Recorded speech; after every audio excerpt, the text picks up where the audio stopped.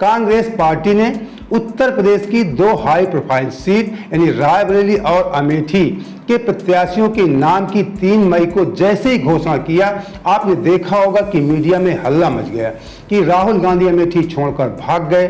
स्मृति ईरानी ने भी ट्वीट किया, मोदी जी ने इस बात का उल्लेख अपने रैली में भी किया और दिन भर आपने देखा इस बारे में डिबेट चलती रही कि राहुल गांधी को ऐसा नहीं करना चाहिए था। लेकिन इसके पीछे क्या कारण है ये अभी तक आपको शायद नहीं मालूम होगा। हम आज आपको फैक्ट के साथ बताएंगे, लेकिन ये आपको पहले दिखाएंगे कि जो मीडिया दिखाना चाहता है कि कांग्रेस की कोई इमेज नहीं है। तो मैं आपको थोड़ा कुछ पीछे ले चलूंगा। सन 2009 के चुनाव में आपको बता दें 2009 में उत्तर प्रदेश में कांग्रेस पार्टी ने सभी पार्टियों से ज़्यादा यानी 22 सीटें जीती थी।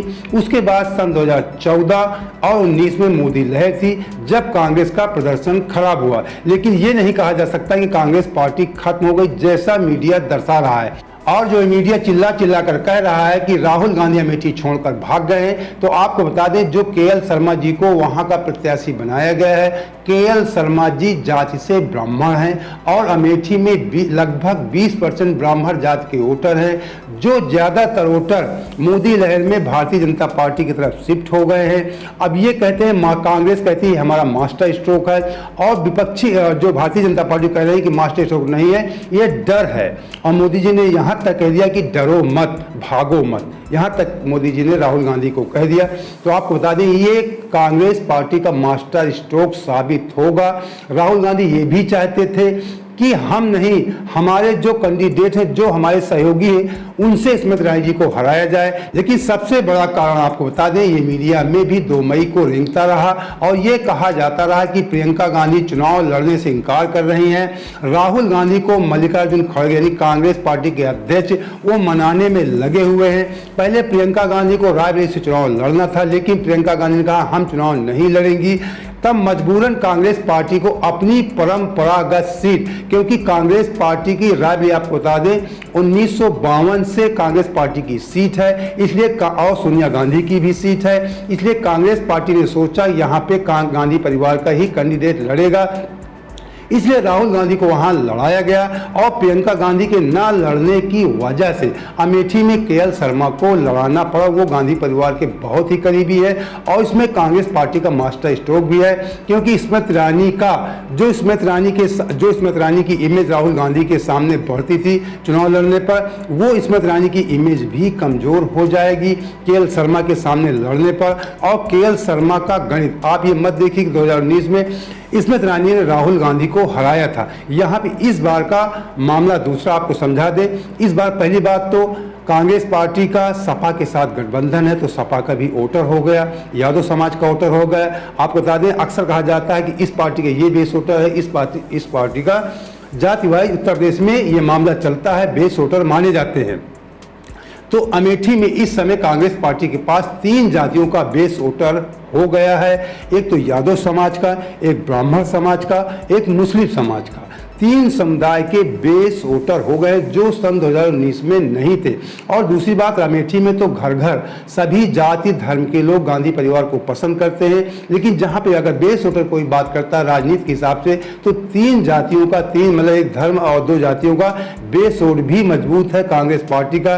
केएल शर्मा ब्राह्मण समुदाय से हैं और 25-30 वर्षों से, लगभग इससे ज़्यादा समय से अमेठी की राजनीति, अमेठी के जो चुनाव प्रचार केएल शर्मा ही संभालते थे, तो उनकी घर घर पहचान है। ब्राह्मण समुदाय अधिकांश मात्रा में केएल शर्मा की तरफ रुझान लेगा, उनका व्यक्तिगत लगाव भी है और जातिगत जो मामला होता है वो आप जानते हैं वो भी है। तो इसलिए कांग्रेस पार्टी के लिए अमेठी मास्टर स्ट्रोक साबित होगी जब केएल शर्मा से स्मृति ईरानी जी को हरवाया जाएगा। और दूसरी तरफ आपको बता दें भारतीय जनता पार्टी कम परसेंटेज वोटिंग को लेकर परेशान है। अभी 2 मई को अमित शाह जी ने लखनऊ में मीटिंग बुलाया कि परसेंटेज बढ़ाया जाए। तो आप समझ सकते हैं कि जो कहा जा रहा है कि जो परसेंटेज घट रहा है भारतीय जनता पार्टी का ही घट रहा है। जब गृहमंत्री हाईकमान तक ये बात समझ में आ गई है कि परसेंटेज घटने से हमारा नुकसान होगा, तभी ने उत्तर प्रदेश में बुलाकर इस बात की मीटिंग लेके, क्योंकि उत्तर प्रदेश सत्ता की रीढ़ है। अभी 2 चरण के ही चुनाव हुए हैं, 5 चरण के चुनाव बाकी हैं, इसलिए तत्काल अमित शाह जी ने मीटिंग बुलाई और ये कहा कि अधिक से अधिक परसेंटेज बढ़ाया जाए जिससे पार्टी का लाभ हो सके। लेकिन ऐसी उम्मीदें आपको बता दें कम दिखती हैं, क्योंकि गर्मी और ज़्यादा बढ़ने वाली है, तो इसलिए परसेंटेज बढ़ने की उम्मीद कम ही है। लेकिन फिर भी पार्टी अपने स्तर से प्रयास करती हैं। और आपको बता दें, जो मीडिया दिन रात दिखा रहा है कि कांग्रेस पार्टी का वजूद नहीं, कांग्रेस पार्टी खत्म हो चुकी उत्तर प्रदेश में, तो सबसे पहले हम आपको दो वीडियो दिखाएंगे। एक प्रियंका गांधी का उत्तर प्रदेश के फतेहपुर सीकरी में रोड शो का, और दूसरा दक्षिण मध्य भारत का राहुल गांधी का पुणे का।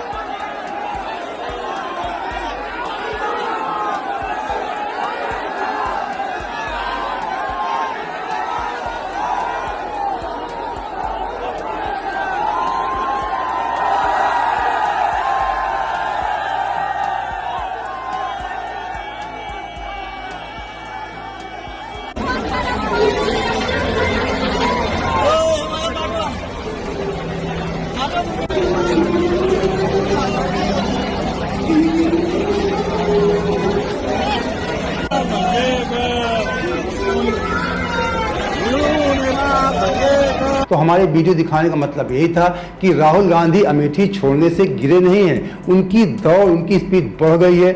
उनके रैलियों में, उनके रोड शो में, चाहे राहुल गांधी हो, प्रियंका गांधी में अपार जनसैलाब, अपार भीड़ उमड़ रही है, जो आपको मीडिया नहीं दिखा रहा है। दूसरी तरफ आपको बता दें, मीडिया इस बात को तो चिल्ला चिल्ला कर कह रहा है कि राहुल गांधी अमेठी छोड़कर भाग गए, लेकिन कभी इस बात की चर्चा नहीं करता कि भारतीय जनता पार्टी यानी मोदी जी कश्मीर छोड़कर क्यों भाग गए।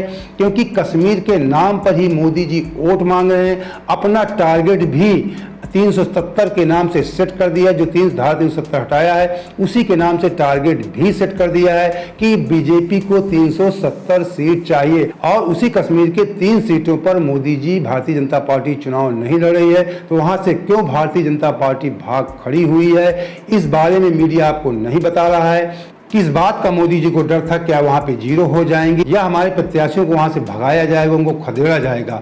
तो कश्मीर की 3 सीटों पर भारतीय जनता पार्टी चुनाव नहीं लड़ रही है, इस बात को कहीं पर भी आपको मीडिया नहीं दिखाएगा।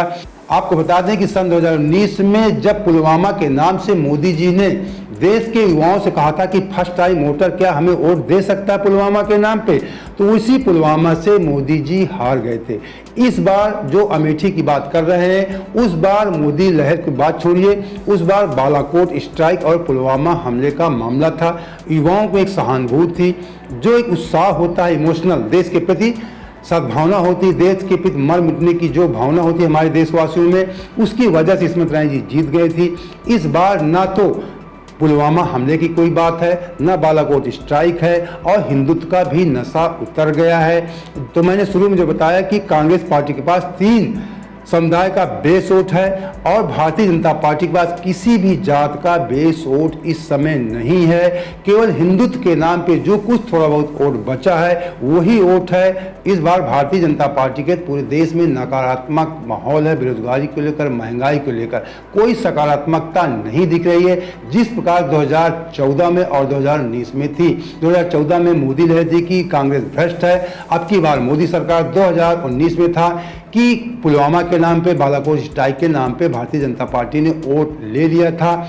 इस बार ऐसा कोई मामला नहीं है। तो यहाँ मान लीजिए कि अमेठी में कांग्रेस पार्टी का मास्टर स्ट्रोक साबित हो सकता है। तो अमेठी से केएल शर्मा के नामांकन में कितनी भीड़ आई, इसका भी वीडियो आप देख लीजिए।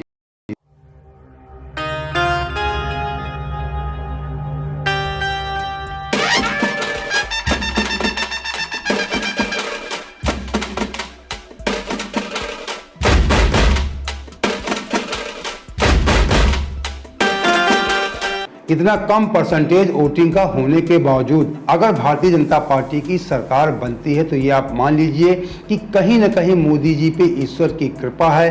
कहते हैं अल्लाह मेहरबान तो गधा पहलवान, तो उसी प्रकार ये मान सकते हैं कि आप मोदी जी पे राम कृपा है या शिव कृपा है या हिंदुत्व की लहर अभी बरकरार है। अगर मोदी जी की सरकार नहीं बनती तो ये मान लीजिए कि झूठ का घड़ा भर चुका है, लोग झूठ से ऊब चुके हैं।